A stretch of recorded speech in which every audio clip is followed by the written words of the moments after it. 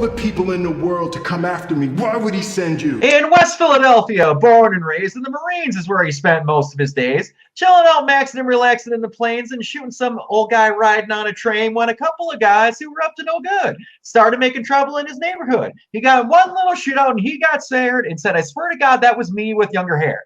Younger and man with better hair. Damn it, I almost did it. I was that close. You're so close. And I said, I swear to God, that was younger me with better hair. I was that damn close. Rick, Mike, read the synopsis. I got so close. Okay, so today we are reviewing Gemini Man. And the plot goes something like this. So Will Smith plays Henry Brogan, an elite 51-year-old assassin who's ready to call it quits after completing his 72nd job. His plans get turned upside down when he becomes the target of a mysterious operative who can seemingly predict his every move. To his horror, Brogan soon learns that the man who's trying to kill him is a younger, faster, cloned version of himself. So, Brock, I'm going to let you start first. I thought of that instantly when I'm like, oh, he's wearing a Phillies hat. That's cool, whatever. And he even says he's from Philadelphia. It says he's from Philadelphia. I'm like, I had to come up with something. I literally wrote that like 10 seconds before we were going to go on air. That's the best I could come up with. You almost had it. You almost had it. I was so damn close. I did not practice it whatsoever. I should have, but I like Will Smith. I'll see Will Smith in pretty much everything that he's in. I like the movie. I won't say that I didn't like it. It was a very paint by the numbers movie that I don't see why Ang Lee was directing. We'll get back to that. We'll get back to that.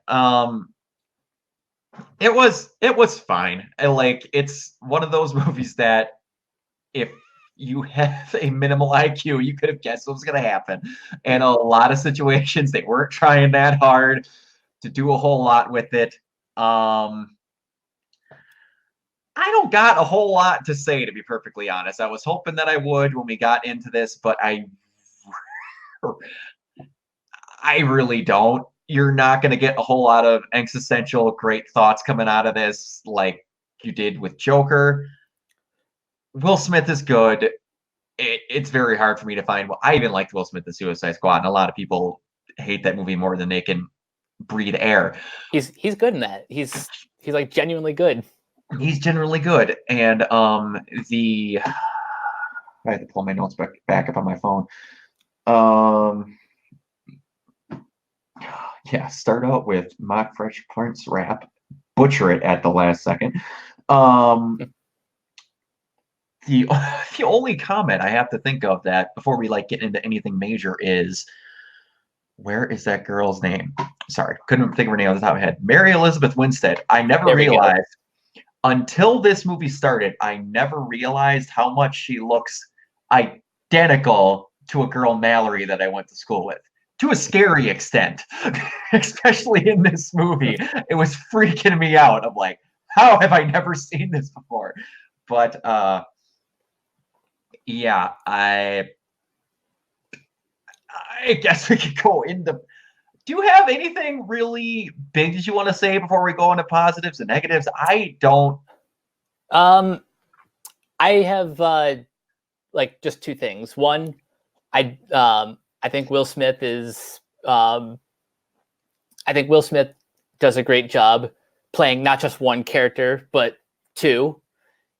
He's playing two, like an older version, a younger version, and I think he does a good job, kind of like distinguishing between the two.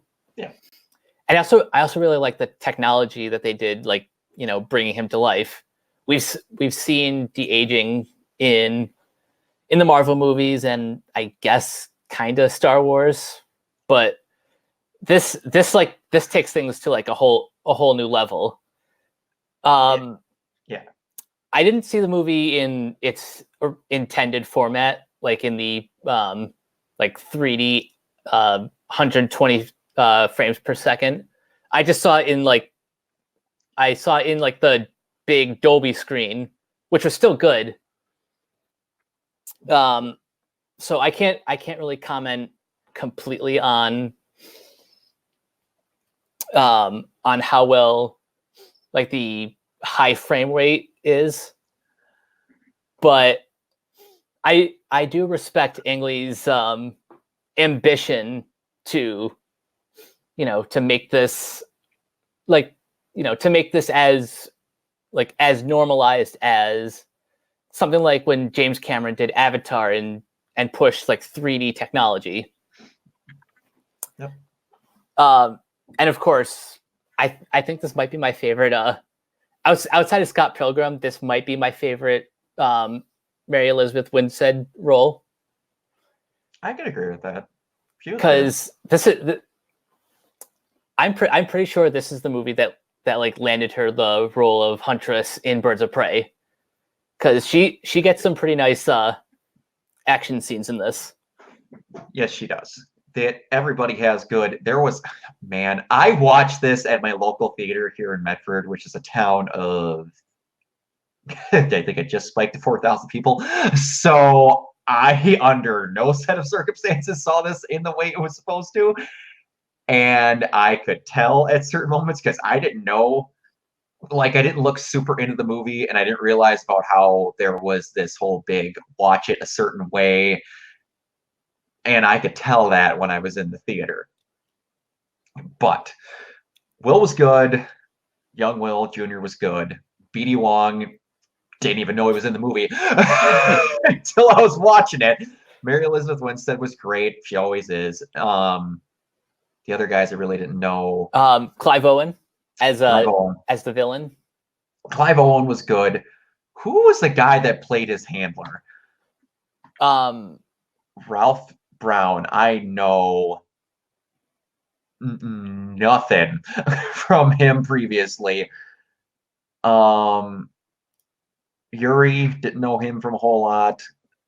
Ilya Volok, didn't know him. Linda, is there stuff that I should know them from that I'm not thinking of? Which ones? Ilya Volok and Linda Edmond. The guy who played Yuri, that Russian contact, and then Linda, who seemed to be like the head of the organization that Henry was a part of. I don't remember them from anything else. I mean, it seems like they're like sort of they're character actors. Yeah, which is fine. As far as Linda Edmond, the most I've seen her in, or the most I've seen like on her IMDb, is like Law and Order and all the various spin-offs. Oh, okay, all right, that would do it. She did good for everybody. Did good for the parts that they were in. Man, I don't got a whole lot of comments other than that. Other than we'll get into like what you're saying before with how we were both saying before with how it's supposed to be watched, but.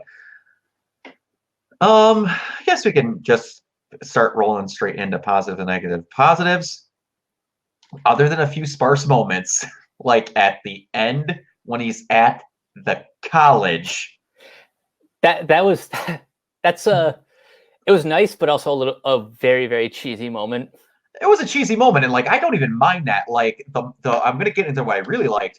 The moment where I gotta remember her name again, where Danny Zarakowski and Henry like turn into Junior's parents for like a good couple of minutes. That was funny. And I was hoping they were going to do something like that. I was going to say, other than a couple of sparse moments when I'm going to guess because CGI is a little bit harder to do out in the daylight, Junior looked awesome throughout the rest of the movie. But there's a couple of points where his head looked blocky and like kind of misshaped on how he sat. I can see that. Other than that, he looked awesome. Like in all the other shots, everything else, the CGI for him looked amazing. It looked really good. The action scenes, they all looked like they were tightly choreographed. My favorite one is the motorcycle chase. Okay. If I remember this, I will edit it in. Have you seen anything from DMC5? Devil May Cry 5? I can't say I have. Again, if I remember this, I will edit it in. There is a weapon called Cavalier that Dante gets that is literally a motorcycle that you do the combo that Junior does where he like whips the top end over and hits him in the head with the back wheel and then kicks his feet out from under him. You literally do that with that. And I was just like, well, okay. It was like, all right. It's a cool reference. It is a cool reference. I doubt Ainley had anything to do with watching it, but it's like maybe. The showdown in the town at the end there, that was really cool. I like that they actually they went out of their way in certain situations to try and explain every situation that was happening, which was fine. Like the tracker in him, I thought that maybe they when they got DNA from him, they maybe spiked his blood or something like that. But no, they actually had a tracker. That they actually had Junior be suspicious the entire time, even though you're point blank looking at an older version of you. And they do it a couple times too. A lot. Like, I don't know if it was him or not. Bruh. He's wearing a backwards hat and sunglasses. You know it's you. But they had him shoot him with the Bumblebee Venom. Mm-hmm. That was a good little touch to have it show there. They always had a little bit of doubt either way with Junior, which was good. Will showing that Henry was ridiculously good at what he did. Like he knew there was a sniper on the roof when he woke up, going through the insomnia, stuff like that. All little details were good. They were not afraid to just pop people off in the movie, which is why they obviously had a smaller cast. They didn't care to just off some people. Like the longest one that lasted outside of Will and Mary was Wong. Mm-hmm. And everybody else was pretty much they had their Gary didn't die. I don't think Gary died. But Marino, his spotter, killed in the phone call. His Jack, I want to say it was Jack, and his mistress were killed on the boat the second they had their next scene. And then Wong made it to the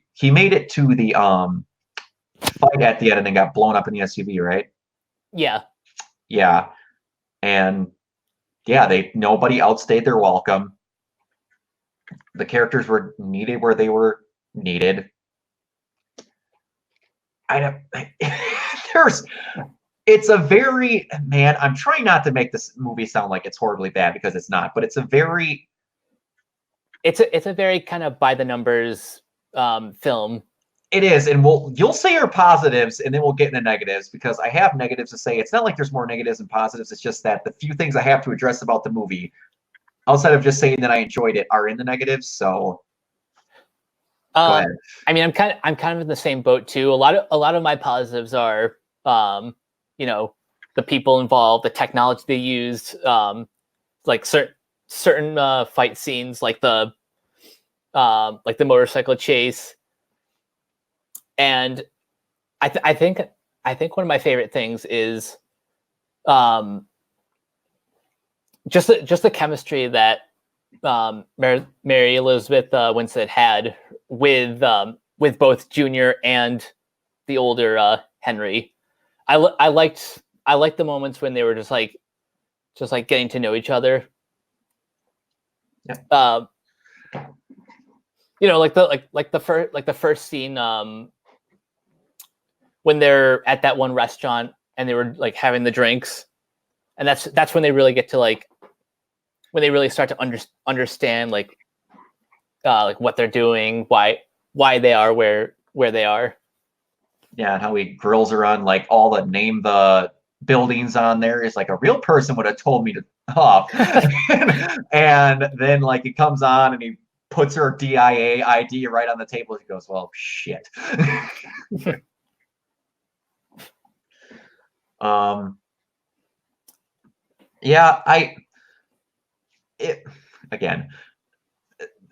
before I say negatives in here, it is a good movie. If you like Will Smith, it is a good movie. And like all the stuff you're in it, you're gonna enjoy seeing it. As far as like negatives go, and there's not a whole lot of them either.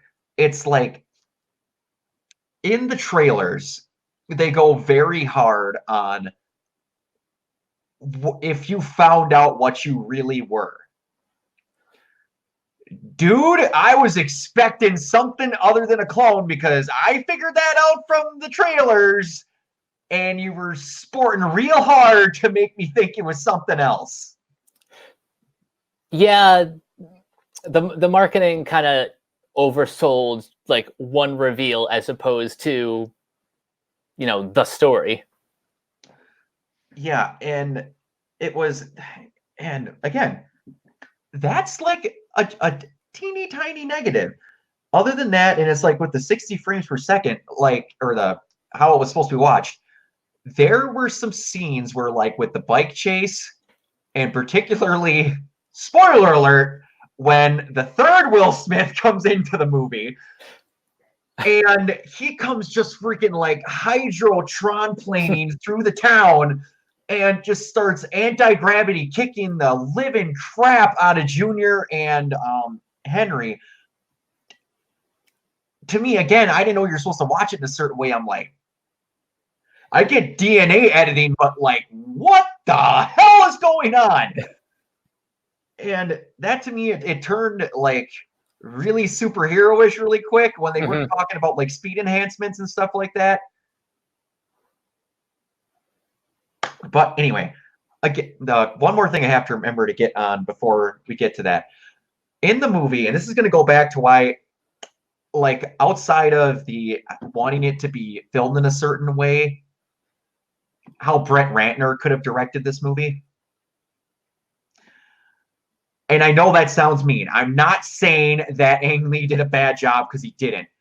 But, like, it felt like in the movie, they were going really hard on, like, Will Smith's existential crisis, like, I can't look in the mirror.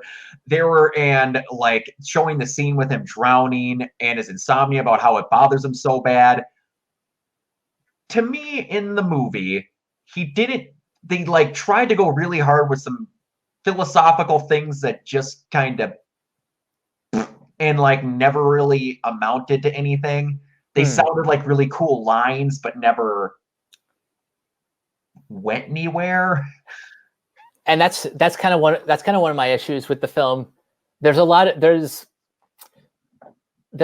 exposition and not enough of show don't tell. Despite how great of a technological, you know, kind of breakthrough that this younger Will Smith is, it's like unless it is just a character moment of, you know, two characters talking, it's you don't really get to see a lot of his backstory. There are some flashbacks to when he was younger, particularly the one where, you know, he's like drowning in the was that a pool or a lake or? I don't know, because like I thought it was a pool at first, but then kind of like when you zoomed out, it seemed like it was like the side of a boat, kind of like a yacht. It could have been a pool, but either way, I was just kind of like, yeah, we talked about him not liking drowning, so for 2 minutes in their one fight, he could drown him. It didn't seem like there was a whole lot of payoff for all the stuff they had, and I was just, I don't know. Maybe I can see what you mean in that regard, like why it doesn't really feel like this is an Ang Lee movie, because other than the technological stuff, it doesn't feel like a movie that he was super passionate about. Even though this, like, if you actually look into the production history, this is a movie that you know, people have been working on for like 20 years, but I don't think even Ang Lee was was like involved that deep into production. Yeah, and again, God, we're not saying it's a bad movie. I'm not. It's just it seems like it went for something and just went eh. And like the only other thing that, and I'm assuming this is because I was supposed to, I don't know if I was supposed to watch it in a certain way, or because my theater was just not hacking it. There was parts where they're filming a scene and it's fully established that they're actually sitting in this location. Then they would cut to a shot in there where it's just focusing on the person talking, and it goes and you see the background and it looks like they're at a really bad green screen.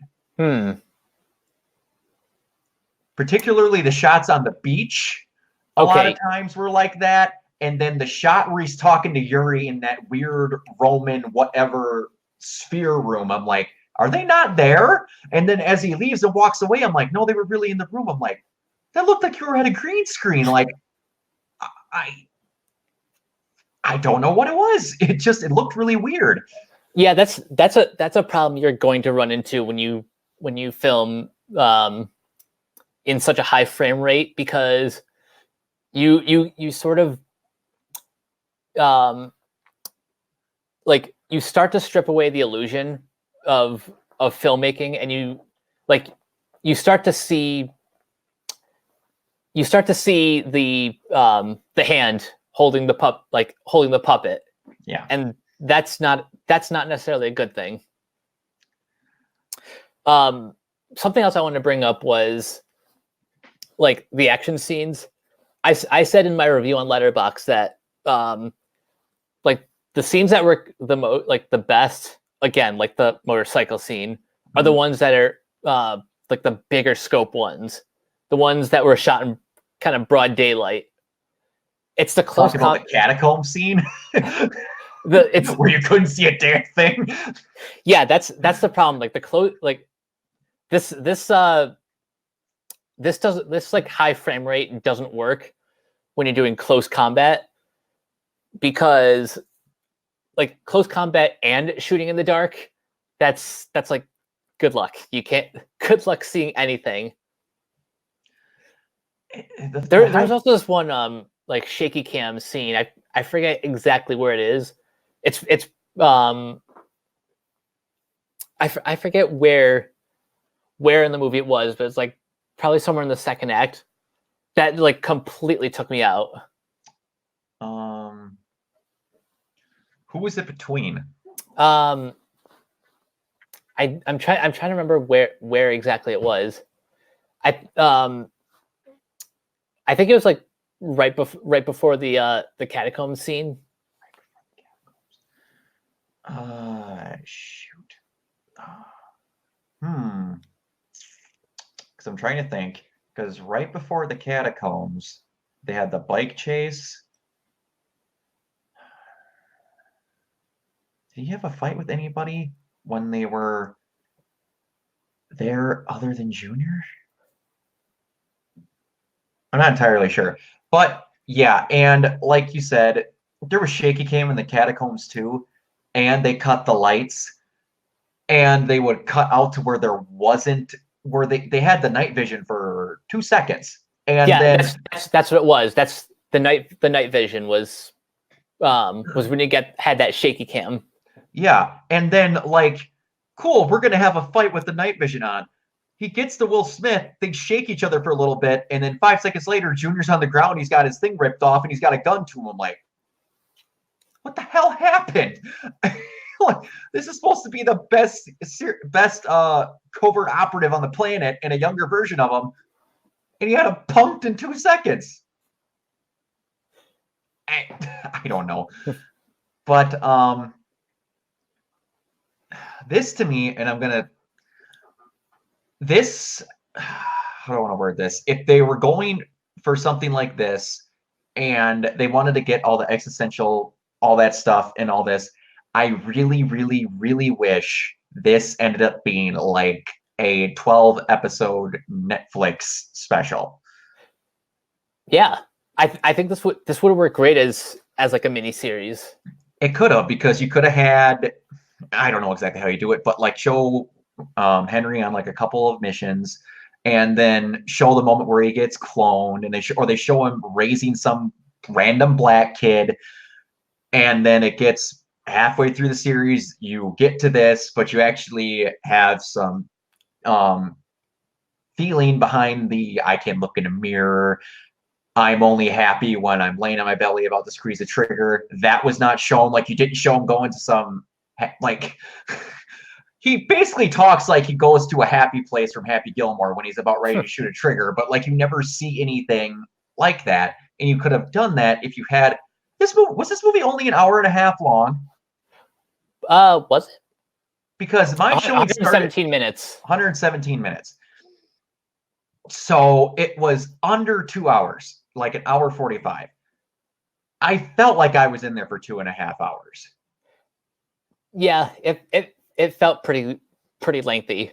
Yeah, but yeah, I go see the movie if you like Will Smith, and go see it in its intended format. It'll still be good if you don't, but if there's going to be parts that are jarring, if you don't see it in its intended format, because like I said, it was mine, local movie theater. It was weird, but it'll still be good. One more thing. I just remembered there's one other thing. They don't skip a beat going from place to place. And there's a couple of moments where I'm like, I was very okay with it. But then there was a moment where I'm like, oh, we're going to get a cool little scene where Wong, or I can't remember what his name was. What was BD Wong's character's name? Baron, or Benedict Wong, sorry. Where Baron and them are like, I know a guy who's got one. And then they just cut and they're in the plane. I'm like, why didn't you just say you had one? Yeah, it could have just been his plane. I don't know. And then yeah, there's very little trouble. Action scene. All right, we need to head back, but no one's gonna stop us, and then they're just gonna be seconds behind, even though they have a tracker in me. I don't know. But anyway, like I said, please at least go see it. It's bombing horribly. If you want to go see it in theaters how it's supposed to, go see it fast. This is one of those examples of an original film that people keep saying they want to see. Well, here's your chance. Yeah, and give or take, we will sound like hypocrites. This is an original movie, but people are going to say, it's not that original. It's just Will Smith and a clone. They've done it before. But it's different. Someone's trying something different with the format and everything. Guess what? Joker's at almost $800 million right now. Yeah, how crazy is that? Apparently, people want to see what they want to see. Like you said, don't cry and complain when the movies come out that you say you want to see come out, and then they bomb, and then you get on your high horse and say, well, if there was less superhero movies, it wouldn't happen. There's Joker, the Addams Family, in this. Guess what? 2 are doing really well right now. One of them's not Gemini Man. Mm-hmm. But anyway, if I was score-wise 6, 7 out of 10. That's fair. Sounds fair. I did 4 out of 5 on Letterboxd, but I'd probably round it down. I rounded that up. I'd say about like 7.5.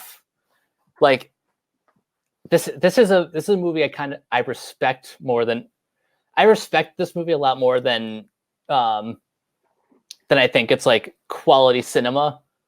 But for what it's trying to accomplish, I say it's worth a viewing. Yeah, exactly. I agree. And the shootout at the end is awesome. Yeah. Yes, it's worth seeing. It's ridiculous fun, and you got to see Will Smith be Deadshot, not in a Suicide Squad movie. So yeah, right. basically what I said is if you're in the mood for a 90s throwback like sci-fi action thriller, you'll get your money's worth. You will. And you would get to see what happened to Will Smith and the Fresh Prince if he didn't move to Bel Air. Join the Marines instead. All right. That's it for that. I was kind of figuring that one wasn't going to take long. So for the past, well, this will probably last only about 40 minutes, but we had a little thing happen. Sorry. We know who's going to be playing Catwoman, and good God, it's not Nicki Minaj. I never thought that was going to happen. But yeah. Wow, people were just like, yeah, she's a celebrity. That'd be really cool. Shut up. You people are the problem. You are all the problem. It's like for the record, I didn't even know about the Nicki Minaj comments until today. So I have zero opinion on that, but this Zoe Kravitz to play Catwoman in the Batman. This is awesome news. It is. And there's always been, man, I can't think that people are just going to be like, well, every interpretation of her has been some pasty white female. No. There has been ones that have been borderline Latino before, depending on how she's been animated. But this is just, I didn't see this coming. It's different. I think that's really cool. You could have given me 18 billion guesses. I never would have came up with Zoe Kravitz. I had like a small inkling that it might have been her, only because I heard rumors that Matt Reeves was looking for someone like Kravitz to play this character. And this is going to be a little bit of a hot take, but not only do I not think that race matters for this character, no, I'm actually really curious to see like them actually lean into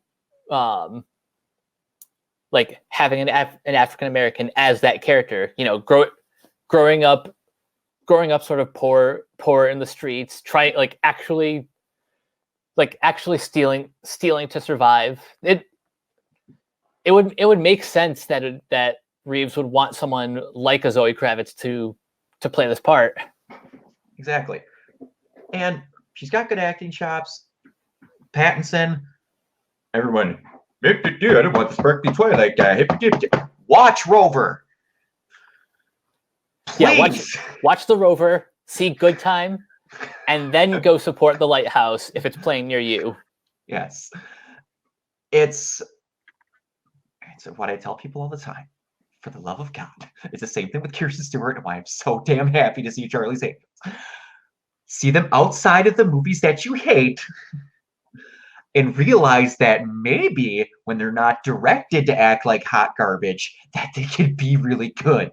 Mm-hmm. But this is shaping up really well. And like whatever the rumors about Jonah Hill being whatever he may end up being, this could shape up to be really cool.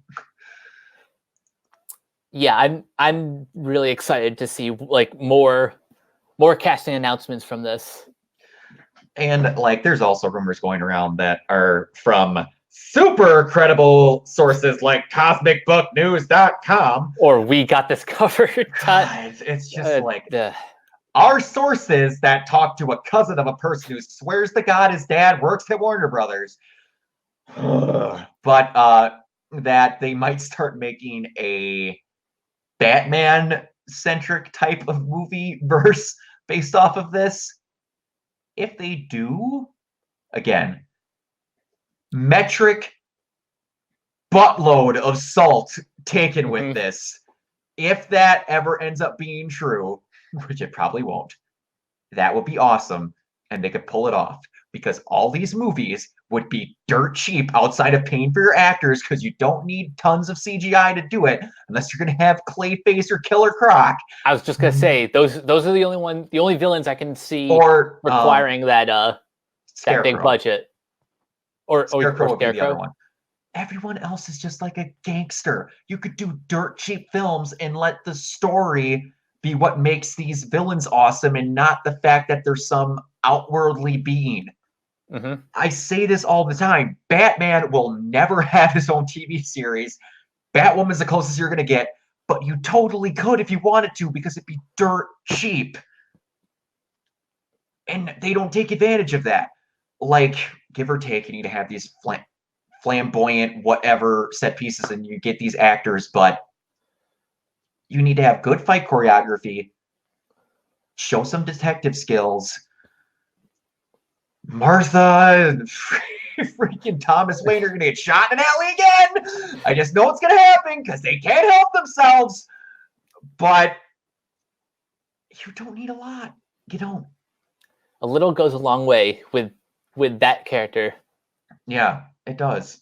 And I tell you, Matt Reeves will gain my respect if I don't see Martha and Thomas get shot. He will gain my respect Same. so much. Like, Zack Snyder did, in my opinion, the best version of it. Agreed. With the freaking beads blowing backwards off the cocking of the shell. And plus, Jeffrey Dean Morgan and, now her name's escaping me. Laura Cohen? Laura Cohen? Cohen? Both of them were really good. If you wanted to have someone, again, with that crisis thing that's showing up, if you want to have the messed up version of that, it'll never happen, but it'd be cool. But anyway, you guys sound off in the comments what you think of Gemini Man plus this. You got any other things that you want to say about it? I'm pretty much all set. We will keep you posted if we have any further updates on this project. That and what was you and me talked about a listing? Zombieland 2 or Double Tap? Yep, that's next week. That is next week. Well, next week, isn't that this Friday? Yes. Yes, but I won't be depending on what happens because I'm going out of town and I won't have my laptop with me. I might be back Sunday. I'm not entirely sure. So either it's Sunday or Monday that will be recorded. Whatever works best with you. We'll talk. We'll talk about that. But anyways, guys, that is it for us. Mike, other than your Twiddle. Oh boy, West Philadelphia born and raised. I get it one of these times. Other than your Twitter handle displayed at the bottom, where can people reach you and what you're all working on? Well, you can always find my reviews on letterboxd.com at Coach K42, or just find me in the various Facebook groups. Just search for any movie or entertainment groups, and you'll probably find me there. As for me, you aren't watching this live because no one's watching it right now. I can see from the ticker up there. You're going to find me on the channel that we're on. I have more Ruby stuff coming up. If you're watching these reviews, I didn't stop doing Ruby things. It just takes a while, and these are easier to do. That's why we're doing them. I wanted to have more consistent content on this channel, and there's going to be more stuff coming other than that. Do we know when... I don't know if we talked about this on camera before we talked about it off. When does the crossover happen? It begins December 8th. We will be covering that. Me and Mike used to do an Arrowverse after show. But on my soul, I cannot bring myself to try and keep up, plus edit like 6 episodes a week of after show to try and cover all the content that they're putting out now. I can't. God, I would love to, but I can't because I would miss days and I would feel bad and it would fall behind. And I, like some people, I don't have cable anymore. So I'm watching them the day after they come out, but we are going to handle the crossover. As good as that, we are going to do that because I don't know if they're going to be doing anything on the CW after this because, like, it seems like they're blowing every load they possibly can. Yeah, this feels like a very big deal. So expect to see our coverage of that extensively. That'll probably be 2 or 3 episodes just on that. Oh, hell yeah. But okay, everybody, again, thank you for watching. You can reach us at the Twitter handles below, and we will see you guys next time. Catch you later.